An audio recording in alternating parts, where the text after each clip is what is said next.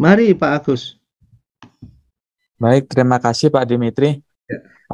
Pertanyaan saya sebenarnya masih berhubungan terkait dengan data science yang tadi di awal dijelaskan.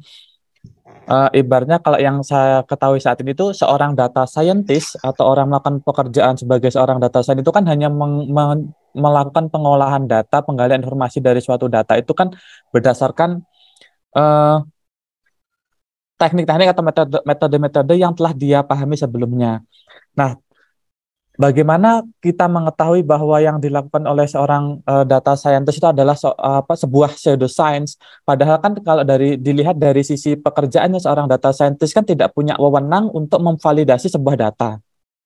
Artinya kan seorang data scientist kan hanya melakukan pekerjaannya sesuai dengan data yang diberikan. Dia tidak punya wewenang, yang saya pahami tidak punya wewenang apakah data ini tuh valid atau tidak. Kan itu bisa menyebabkan sebuah kesalahan dalam prediksi seperti itu, Pak. Terima kasih Pak Agus, luar biasa. Ya. Ya saya terkagum-kagum ya mendengar pertanyaannya ini, menarik. Ya, sebelum saya berkomentar, saya malah ingin karena di LinkedIn-nya Pak Angga ini data scientist ya. Monggo Pak Angga. Saya mungkin Bapak lebih asik jawab dulu.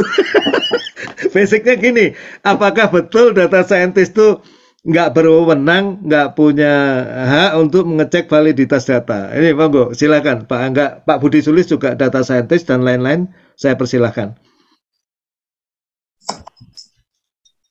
Iya, baik Pak Dimitri atas kesempatannya. Ini mohon maaf bukan mau membashing atau bagaimana ya.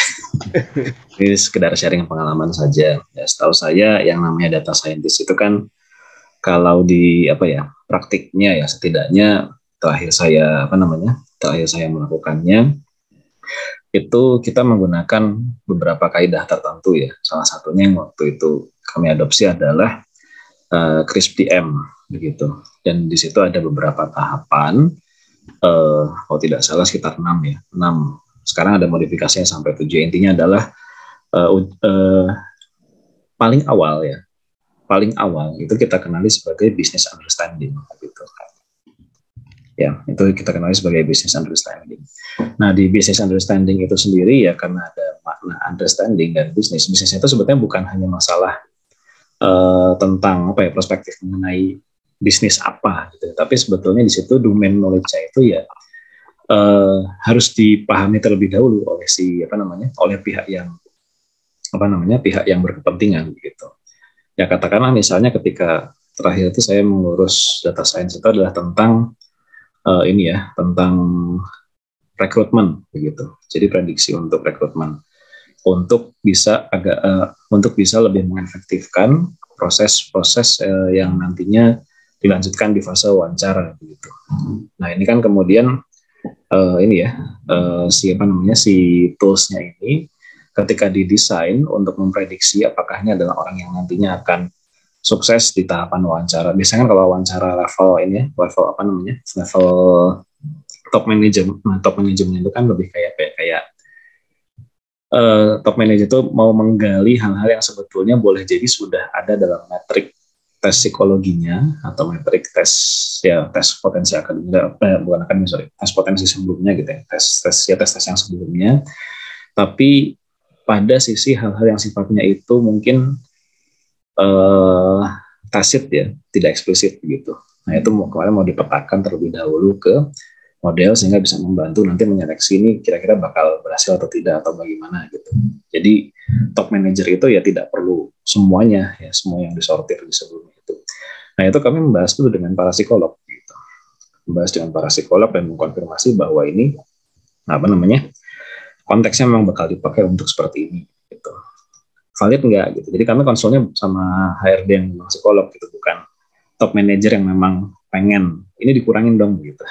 Seperti itu. Jadi dengan psikolog yang memang bisa mengonfirmasi atau bukan mengonfirmasi ya secara pendidikannya bisa mengonfirmasi bahwa metode tersebut layak begitu. Nah, setelah business understanding itu kan ada data understanding kan. Itu proses-proses yang memanfaatkan statistik untuk kita bisa memahami karakteristik datanya itu seperti apa gitu. Misalnya ketika dilihat, oh ternyata ada korelasi antara target dengan antara target dengan suatu fitur gitu misalnya. Atau misalnya atau sebelum ke korelasi itu kita terlebih dahulu mengecek apakah sebaran datanya itu wajar atau tidak. Sebaran datanya itu punya karakteristik statistik yang nantinya itu akan mempermudah prediksi atau justru malah jadi noise begitu, seperti itu. Jadi bahkan ya dari sebelum kita memanipulasi datanya, manipulasi itu maksudnya kayak mendistribusikan supaya memenuhi asumsi modelnya gitu ya. Jadi bukan manipulasi dalam rangka memalsukan gitu ya. Nah, sebelum kita sampai pada preparasi data itu, ya preproses data itu, ya kita sudah harus bisa mengenali sebetulnya domain yang kita kerjakan itu apa dan karakteristik datanya itu bagaimana gitu. Dan itu masuk ke dalam kalau misalnya secara prosedur ya, itu masuk ke dalam dokumentasi yang harus diberikan pada klien gitu, baik pada user maupun pada publik gitu. Seperti itu. Jadi kalau misalnya tadi dikatakan bahwa data scientist tidak berhak untuk untuk melihat lebih dalam ke sisi datanya, saya sendiri tidak tahu itu diajarkan di mana dan setahu saya agak kontradiktif dengan apa yang menjadi kaidah yang disepakati secara internasional gitu. Itu sih. Terima kasih. Bisa saya share gitu. Ini Pak Agus, jawaban langsung dari data scientist praktis ya. Praktis. Baik, terima kasih Pak. Saya udah share itu Crash DM ya, barusan saya dapat linknya. Bahkan itu sudah diakui diangkat dari Departemen Keuangan tuh. Jadi Crash DM ini sekarang udah tidak hanya di level internasional, di Indonesia ini cukup banyak digunakan Pak ya.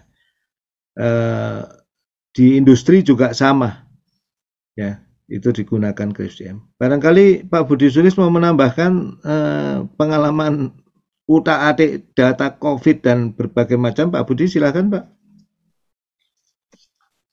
Baik, terima kasih Pak Dim.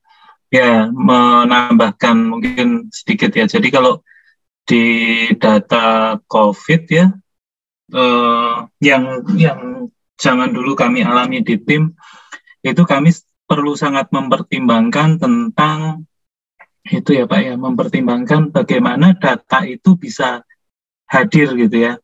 Jadi kan data COVID itu waktu itu kan berarti hadirnya dari 2 jenis tes ya. Yang pertama adalah tes antigen gitu ya. Kemudian yang kedua tes PCR ya. Tes PCR.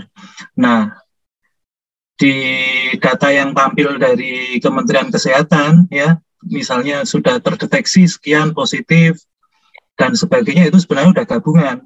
Jadi gabungan antara data PCR dengan data antigen. Nah, padahal kita tahu antara tes PCR dan antigen itu karakteristik tesnya beda sekali ya. Kurang lebih kalau PCR itu jauh lebih akurat gitu ya. False positif, false negatifnya itu cenderung kecil gitu ya. Kalau yang antigen, nah dia masih tidak terlalu akurat gitu ya. Yang pertama itu ya, jadi si tesnya sendiri itu kita harus mempertimbangkan kita nggak bisa langsung lihat data apa adanya. Kita harus membayangkan ini data ini munculnya dari mana gitu ya. Kemudian ada faktor lain yang kedua, yaitu tidak semua yang sakit itu dia nanti bersedia dites gitu ya. Ada cukup banyak orang lah, teman-teman saya, keluarga saya, sebagian keluarga saya juga ada yang, wah ini panas-panas sedikit, ya udahlah, nggak usah tes, di rumah aja gitu kan. Nah, jadi sebagian besar dari orang yang mungkin positif, aktualnya positif itu justru tidak terdeteksi ya.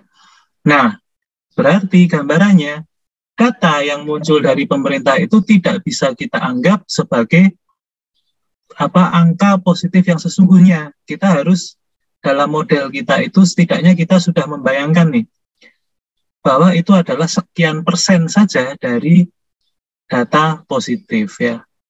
Kemudian kematiannya juga gitu. Jadi ada kematian yang ketika saat COVID sedang tinggi-tingginya waktu itu, kematian itu juga seringkali tidak terdeteksi bahwa itu positif atau tidak ya.